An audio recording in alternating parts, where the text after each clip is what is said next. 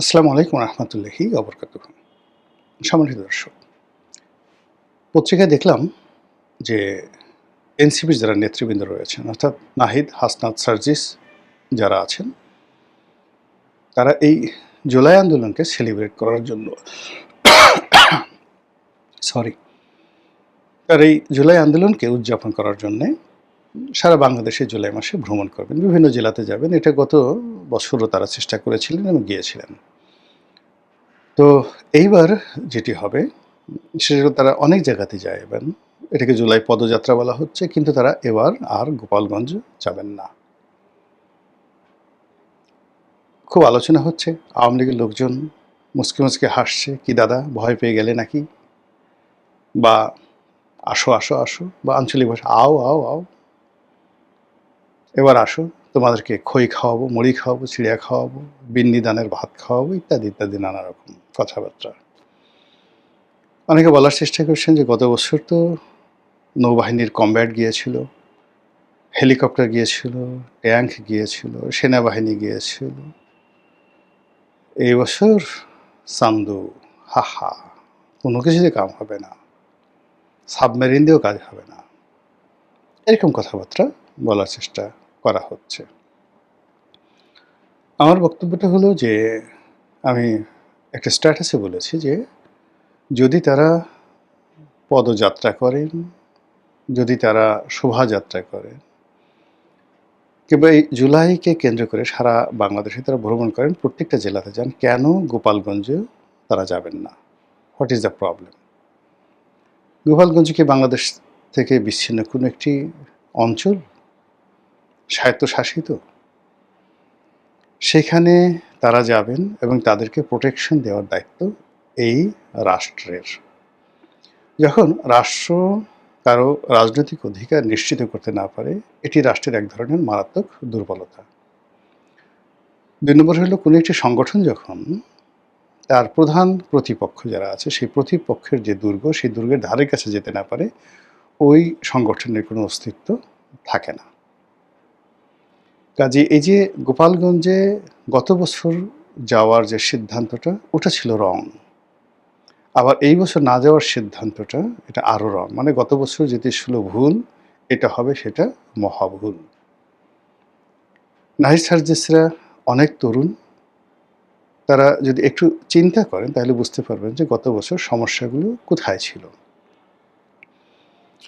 গত বছর সমস্যাটা ছিল প্রথমত যে একটা গুজব ছড়ানো হয়েছিল যে এনসিপির যারা লোকজন তারা যাচ্ছে এবং সারা বাংলাদেশ থেকে জামাতের হাজার হাজার লোক তাদেরকে মানে পর্দার আড়ালে থেকে সাপোর্ট দেওয়ার জন্য ট্রাকে করে সেই গোপালগঞ্জ, টঙ্গীপাড়া বিভিন্ন এলাকাতে তারা অবস্থান নিয়েছে।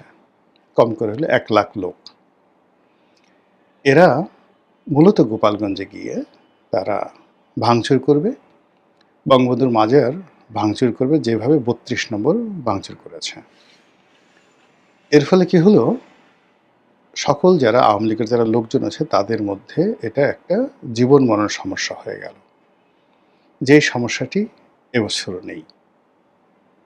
দ্বিতীয়ত হলো যে ওই সময়টিতে প্রচার মাধ্যমে এটি নিয়ে ব্যাপক আলোচনা হয়েছে, আর তাদেরকে প্রোটেকশন দেওয়ার জন্য সেনাবাহিনী, পুলিশ যে রণসজ্জা সেখানে তৈরি করেছিল।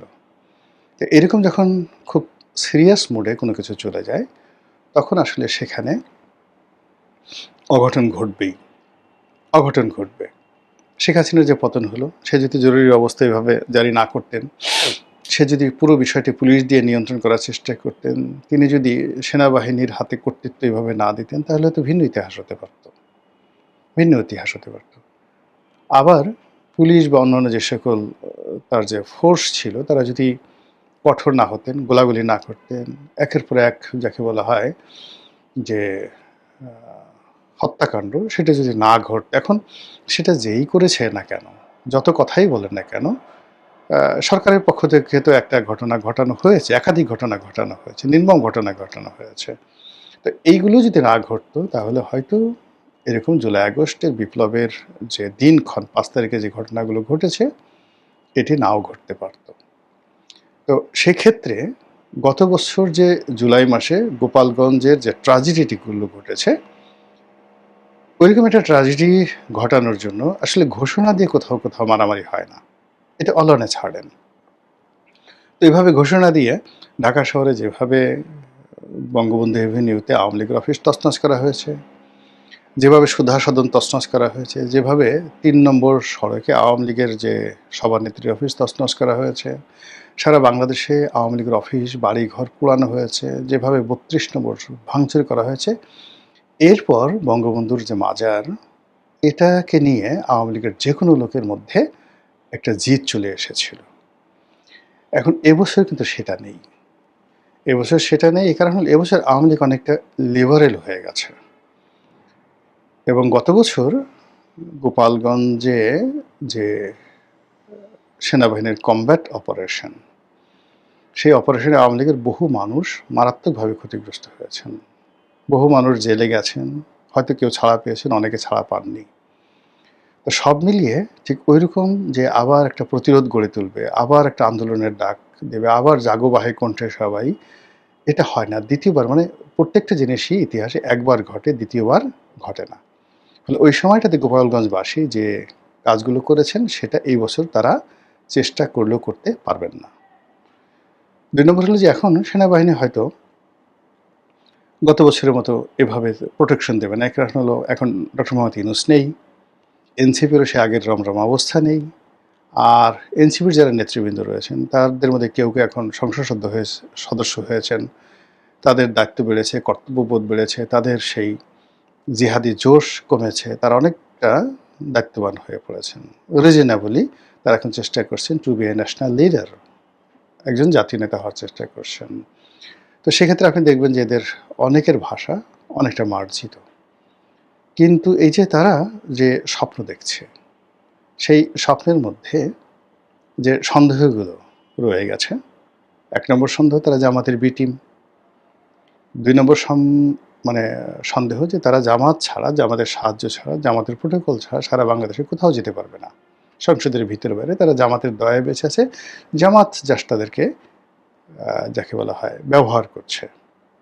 জামাত চেষ্টা করেছিল তাদেরকে বিএনপির মধ্যে ঢোকাতে, ব্যর্থ হয়ে তারা নিজেরাই নিজেদের সন্তানকে কোলে করে নিয়েছে। এবং গত নির্বাচনের আগে তারা কৃত্রিমভাবে জামাতের সঙ্গে অনেক দ্বন্দ্ব হয়েছে, সংঘাত হয়েছে, ঝগড়াঝাঁটি হয়েছে, যেন বিএনপি কনফিউজড হয়ে যায়। তারপরে অন্যান্য ইসলামিক যে দলগুলো তারা কনফিউজড হয়ে যায়, কনফিউজড হয়ে তারা যেন সেই এনসিপিকে কোলে তুলে নেয়। কিন্তু সেই কৌশলটি সেটা জামাতের হোক, এনসিপির হোক, সেটা ফ্লপ করেছে। এর ফলে দল হিসেবে এনসিপির ক্ষয়ক্ষতি হয়েছে মারাত্মক, জামাতেরও ক্ষতি হয়েছে এবং এনসিপির মধ্যে যে ঐক্য, বিশেষ করে আসিফ মাহমুদ, সজীব ভুঁইয়া, তারপর মাহফুজ যে মাস্টার মাইন্ড মাহফুজ, সামান্তা শারমিন, তারপরে আরও এক ঝাঁক মহিলা ছিলেন যারা, বিশেষ করে ওই যে লন্ডন থেকে একটা ডাক্তার ভদ্রমহিলা এসেছিলেন, আরেকজন ডাক্তার আছেন টেলিভিশনে টকশো করেন আর কি। তো ওনারা সবাই এই জামাতের সাথে সম্পৃক্ততা হওয়ার কারণে তারা অনেকে চলে গেছেন, ইনক্লুডিং নীলা ইব্রাহিম সহ। তো এই অবস্থাতে এখন এনসিপি আবার নতুন করে রিঅর্গানাইজ হচ্ছে। তারা ডক্টর মোহাম্মদ ইউনূসের জন্মদিন পালন করেছে, সেখানে ডক্টর মোহাম্মদ ইউনূস নেচেছেন, এনসিপির যারা নেতৃবৃন্দ তারা সেখানে গিয়েছেন। তারপরে তারা আগামী ১০ বছরের মধ্যে রাষ্ট্র ক্ষমতা লাভ করার জন্য যত কাজকর্ম করা দরকার সেভাবে করছেন। বিএনপির অনেক নেতাকর্মী তাদের দলে যোগদান করছে, ইত্যাদি ইত্যাদি কর্মকাণ্ডগুলো ঘটছে এবং তারা যারা নেতৃবৃন্দ বোঝা যাচ্ছে যে এই মুহূর্তে তাদের আসলে কোনো ফাইন্যান্সিয়াল কোনো সমস্যা নেই। একটি দল পরিচালনা করার জন্য যে অর্থ, বিত্ত যা কিছু দরকার কোত্থেকে যেন তারা সেই টাকাগুলো পাচ্ছে। এবং তাদের যে সকল মিত্র, গুপ্ত মিত্র ছিল সেই আন্দোলনকালীন সময় বা আন্দোলন পূর্বকালীন সময়, প্রায় সবাই এখন আবার প্রকাশ্যে এসে তাদের সঙ্গে যোগ দিয়েছেন। এবং ডক্টর মোহাম্মদ ইউনূস এবং তারা সবাই মনে করছে যে না, এনসিপিকে শক্তিশালী করা ছাড়া এই বাংলার মাটিতে তাদের কোনো অস্তিত্ব নাই। তো এই যে এনসিপি, তাদেরকে বাঁচতে হবে, তাদেরকে সারভাইভ করতে হবে, তাদের অস্তিত্ব বজায় রাখতে হবে, আরও অনেক কিছু, এবং সেই কাজগুলো করার জন্য সারা বাংলাদেশকে তারা ওন করবে, এটি স্বাভাবিক। এখন তারা যদি সেই গোপালগঞ্জকে ভয় পায়, তাহলে কয়দিন পরে তারা ফরিদপুরকে ভয় পাবে, রাজবাড়িকে ভয় পাবে, শরীয়তপুর মাদারীপুরকে ভয় পাবে, এরপর মাদারীপুর থেকে এসে বরিশালকে ভয় পাবে, পিরোজপুর, ঝালকাঠি, বাগেরহাট, খুলনা। আওয়ামী লীগের যে সকল এলাকাতে ব্রুট মেজরিটি রয়েছে, প্রচণ্ড জনপ্রিয়তা রয়েছে, যশোরের বিস্তীর্ণ অঞ্চলে তাদের জনপ্রিয়তা রয়েছে। তো যশোর, গ্রেটার যশোর মানে খুলনা বিভাগ, বরিশাল বিভাগ, তারপরে বৃহত্তর ফরিদপুর, কুমিল্লা, এই সমস্ত এলাকাতে, যে ব্রাহ্মণবাড়িয়া, এই সমস্ত এলাকাতে আওয়ামী লীগের যে জনপ্রিয়তা রয়েছে এবং এখানে ডেনসিটি, আওয়ামী লীগের লোকদের যে ডেনসিটি, এই ডেনসিটিকে এখনও পর্যন্ত বিএনপিও চ্যালেঞ্জ করতে পারছে না এই জমানাতে। তো সেই ক্ষেত্রে এনসিপির মতো একটি নবীন দল, তারা এই গোপালগঞ্জকে যদি ভয় পায়, এই ভয় তাদের মধ্যে বাড়তে থাকবে। আর গোপালগঞ্জে তারা গেল না, তখন এই আওয়ামী লীগের মধ্যে একটা প্রতিযোগিতা শুরু হয়ে যাবে যে গোপালগঞ্জ যদি পারে, আমরা কেন পারবো না। গোপালগঞ্জকে তারা ভয় পেল, আমাদেরকে ভয় পাক। আমরা সবাই তো তাফালিং করতে বা মাস্তানি করতে, দাউদ ইব্রাহিম হতে, এরকম জিনিস তো আমরা খুব পছন্দ করি। ভয় দেখাতে আমাদের খুব ভালো লাগে। আমরা দেখবেন যে খুব ছোট ছোট বাচ্চা, তাকে 80 বছরের বুড়া বা বুড়ি, তারা ভয় দেখাচ্ছে এবং ভীষণ রকম আনন্দ পাচ্ছে। নবজাতক শিশু, তাকে গিয়ে ভোকা ভোকা এই কথা বলে, আর শিশু ভয়ে কেঁদে দেয়, বুড়া ফিক ফিক করে হাসে।